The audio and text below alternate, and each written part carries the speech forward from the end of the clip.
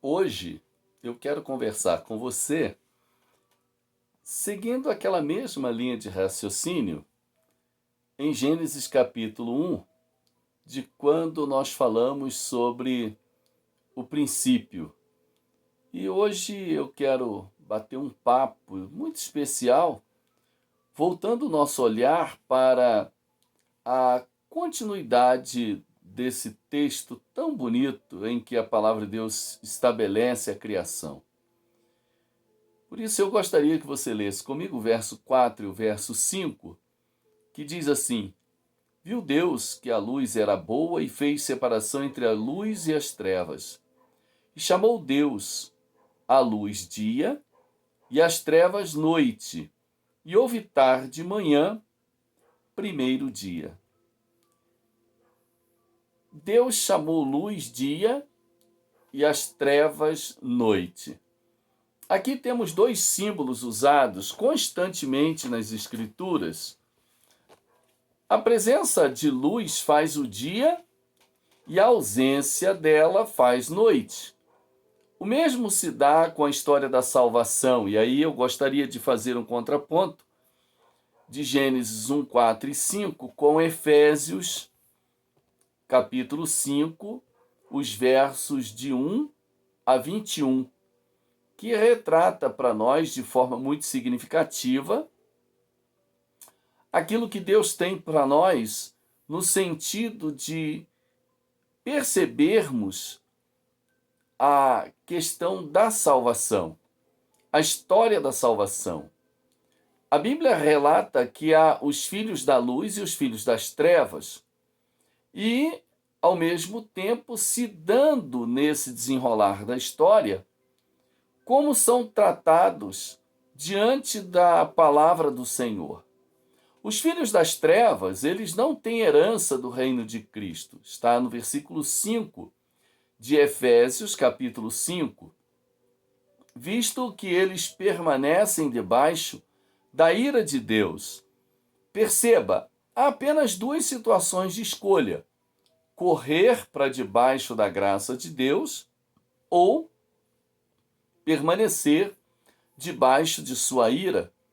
A única forma de sair, de escapar da ira de Deus e se abrigar na graça é apontada por Jesus no capítulo 3 do Evangelho de João, versículo 36, que diz: Aquele que crê no Filho tem a vida eterna, mas aquele que não crê no Filho não verá a vida, mas a ira de Deus sobre ele permanece. Eu gostaria que você observasse com muito carinho esse verbo tem a vida eterna.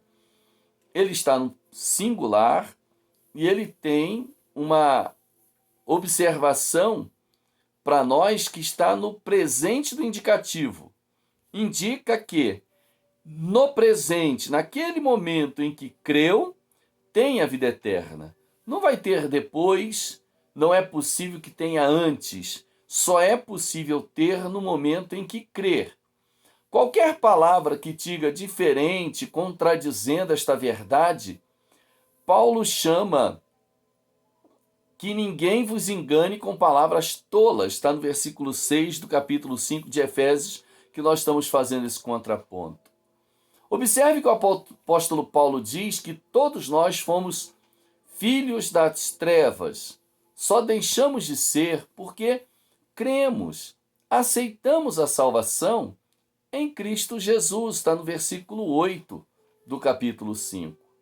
Lembro-me de uma ilustração muito interessante de uma rã que vivia num poço estreito, fundo, muito escuro. Certo dia, outra rã entrou naquele poço e transmitiu uma novidade àquela moradora que nunca havia saído daquele poço, nunca havia saído dali. Disse a rã visitante: há uma vida sem comparação, muito melhor da que você vive aqui nesse lugar. E começou a descrever a lagoa em que morava. Suas águas azuis, vegetação verdinha ao redor, a luz do sol e tudo mais que compõe o cenário da vida de uma rã em uma bela lagoa. Foi difícil convencer aquela pequena ranzinha, aquela pequena criatura do poço, que havia passado toda a sua vida naquele lugar. Para sair dali, ela precisava ter coragem e ir em busca de conhecer, de desvendar o desconhecido, juntamente com a sua amiga rã que lhe havia visitado. Foi difícil convencê-la, mas ela resolveu ir conhecer para que pudesse ter uma vida melhor. E ela então resolveu ir com a sua amiga conhecer a lagoa em que morava. E ali chegando, ficou deslumbrada e feliz. Feliz ao ponto que a outra rã lhe deu uma boa notícia: você também pode morar aqui. Ao chegar naquele lugar maravilhoso, recebendo essa notícia, ela ficou tão feliz que nunca mais quis voltar ao poço onde morava anteriormente. Assim é com quem nasce nas trevas, no poço estreito, fundo, escuro do pecado, e descobre que há um lugar melhor, há uma bela lagoa chamada vida eterna, construída por Jesus Cristo. E ele tem um lugar especial para aqueles que creem, podem morar e desfrutar da beleza dessa lagoa da vida eterna. As obras das trevas, Paulo descreve, referindo-se aos filhos das trevas. Ele faz uma lista de pecados e garante que os praticantes desses pecados não podem entrar no reino de Deus, no reino de Cristo. No Salmo 1, Davi escreve de uma forma maravilhosa. Logo no primeiro versículo, nos ajuda a entender como que uma pessoa que vive debaixo da graça de Deus não deve se envolver com as trevas e perder a capacidade de frutificar, bem como aqueles que estão nas trevas permanecerem nessa situação.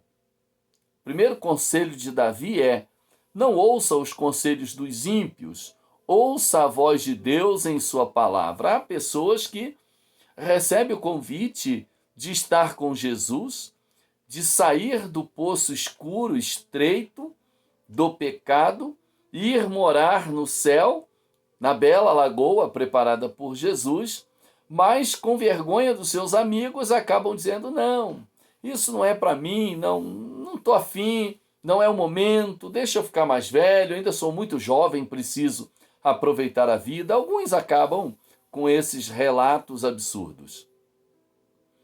Daí, no mesmo capítulo, que é o Salmo 1, ele relata para nós que nós devemos abandonar os pecados, o caminho de pecado, e seguir no caminho de Deus. E o caminho de Deus é Jesus Cristo. Jesus mesmo coloca em João 14,6: eu sou o caminho, a verdade e a vida, e ninguém vem ao Pai senão por mim. Terceiro conselho que nós encontramos no versículo 1 do Salmo é que não se assente na roda dos zombadores ou dos escarnecedores. Se você quer descansar, descanse em Deus. Os filhos que assim vivem desfrutam da promessa que está descrita no versículo 3 do Salmo 1, pois será como árvore plantada junto a ribeiros de águas, a qual dá o seu fruto no seu tempo ou na estação própria, depende da tradução. Mas aqui vem o ponto principal: suas folhas não cairão e tudo quanto fizer prosperará. Isso significa que os filhos das trevas não têm condições de entrar no céu, mas os filhos da luz são aqueles que seguem aquele que é a luz do mundo, como João capítulo 8, versículo 12, Jesus se coloca nessa condição: eu sou a luz do mundo. Quem me segue nunca andará em trevas, mas terá a luz da vida, ou seja, o próprio Cristo habitando no seu coração. Coisa linda, né? É maravilhoso ter Cristo na vida, no coração. O mandamento do apóstolo para nós é que vivamos como filhos da luz, como está no versículo 8 do capítulo 5 de Efésios. Jesus nos ensinou como saber se um servo dele é autêntico ou falso. é olhando para os frutos produzidos, lá em Mateus capítulo 7, nos versos 16 e 17. Jesus fala que é pela árvore que se conhece o fruto. Em harmonia com o ensino de Jesus, Paulo usa a figura do fruto, colocando no lugar dele a luz, como está nos versículos 9 e 10. Pois o fruto da luz consiste em toda bondade, justiça e verdade. Resumindo, o fruto autêntico produzido pelo Filho da Luz está na bondade, na justiça e na verdade de Deus, em que a sua preocupação é sempre discernir na vida aquilo que agrada a Deus. O Filho da Luz sabe qual a forma infalível de tocar o coração de Deus, vivendo em bondade, justiça e verdade, amando as vidas que Deus ama, pregando a palavra, ganhando, cuidando das vidas que Ele tanto ama. E aí surge uma pergunta: você quer agradar a Deus? Eu também quero, desejo muito. Os filhos da luz, o desejo de Deus é que eles reflitam luz. Versículo 11 de Efésios, Paulo recomenda: exponham-nas à luz. Isto tem tudo a ver com o mandamento de Jesus de sermos luz para o mundo em Mateus 5,14, que nós devemos ser sal da terra e luz do mundo. É um privilégio servir a Jesus como instrumento para muitos filhos que estão nas trevas, que estão como mortos, conforme os versos 14 e o verso 1 do capítulo 2 de Efésios narra para nós. Sejam eles, então, ressuscitados, levantados para viver e servir a Cristo de todo o coração, de toda a alma, de todo o entendimento. Deus ama você profundamente. O desejo de Deus é que você creia em Jesus Cristo, que você receba o Salvador. E aí nós entendemos que no versículo 5, Deus cria o sol e a lua. O sol, como luminar maior, é também figura que aponta para Cristo, que é chamado o sol da justiça. Observe que Deus fez dois luminares, um para governar o dia e outro para governar a noite.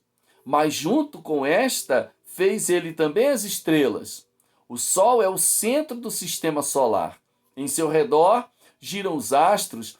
Ele que a tudo governa, dele recebem calor e luz, e é por isso que o sol pode perfeitamente ser visto como um símbolo, como vemos lá em Malaquias, capítulo 4, versículo 2, que o profeta escreve: para vocês que reverenciam o meu nome, o sol da justiça se levantará trazendo cura em suas asas, e vocês sairão e saltarão como bezerros soltos no curral. Uma profecia que aponta para Jesus, o Salvador.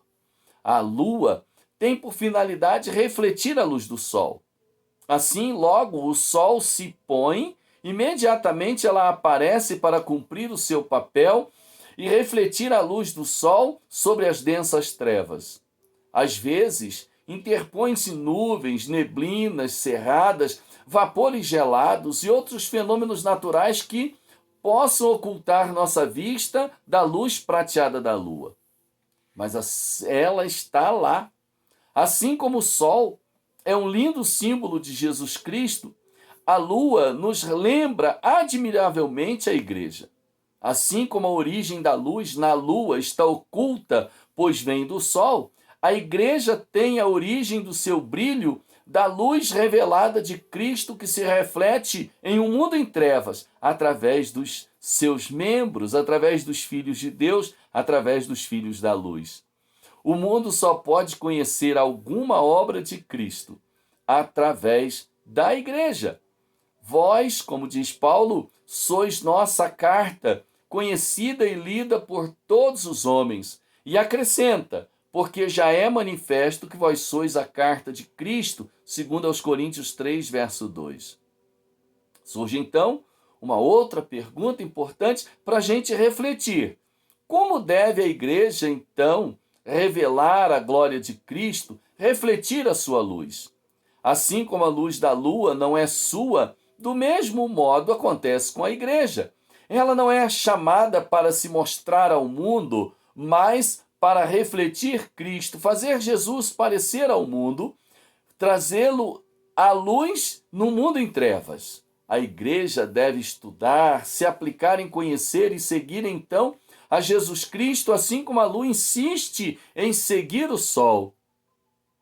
Mediante a ação do Espírito Santo que habita na igreja do Senhor, seguir então o caminho que é Jesus. Embora haja algumas neblinas, alguns vapores, algumas nuvens escuras e densas que possam em um momento ou outro ofuscar o brilho da igreja, mas não conseguirá ofuscar o brilho de Cristo e por isso ele voltará a brilhar através da sua igreja no momento em que ela voltar-se em foco para Cristo e imitá-lo fielmente. Cada crente imitando a Jesus fará com que a igreja de Cristo brilhe, reflita a sua glória. Algumas aplicações são importantes para a nossa vida. Primeiro, como filhos da luz, reflitamos a glória de Jesus Cristo. Assim como o sol ilumina e sustenta todo o sistema solar, sejamos nós iluminados por Cristo e que Ele nos sustente para que possamos refletir a sua glória em nossas atitudes, no nosso caráter, no nosso bem viver. Como a igreja de Cristo, devemos amar as Escrituras, estudá-la, valorizá-la, crescendo na graça e no conhecimento de Jesus, no ensino que a igreja promove através da escola bíblica dominical. Que maravilha poder estudar a palavra de Deus junto com outros irmãos e ouvir alguns comentários, crescermos juntos. Isso é maravilhoso. Seus cultos, os estudos, para que possamos nos apropriar cada vez mais do conhecimento daquele que nos amou e nos salvou. Outra lição que podemos destacar é que, como filho das trevas, é tempo de se deixar iluminar por Jesus Cristo. Não fique triste por estar nas trevas, mas veja como é oportuno crer no Salvador e sair dela. Há esperança para você. Assim como a rã que saiu do poço estreito, fundo e escuro para descobrir uma linda lagoa onde pudesse morar, desfrutar da amizade de outra rã, você pode perceber que o lugar em que se encontra na vida está bom, mas o bom inimigo do melhor, Deus tem uma vida melhor em Cristo para você. Saia desse poço, venha à lagoa celeste desfrutar da amizade e também da irmandade de outras rãs, ou seja, dos nossos irmãos em Cristo. É maravilhoso viver como igreja e bem viver com ela. Que Deus nos ajude e, como salvos em Cristo, como servos da sua igreja, possamos refletir a luz do Senhor. E você que ainda não é salvo, corra para Jesus e deixe em sua vida brilhar a luz de Cristo. Que Deus te abençoe. Vamos orar? Deus querido, muito obrigado pela tua palavra. Obrigado porque através dela nós entendemos o teu plano para as nossas vidas. Abençoe-nos como igreja do Senhor. Abençoe aqueles que ainda não te conhecem, que não tiveram encontro com teu filho Jesus, que eles possam abrir a mente e o coração e recebê-lo para sua felicidade e também para a glória do teu nome, Senhor. É nossa oração por Jesus. Amém. Que Deus te abençoe. Amém.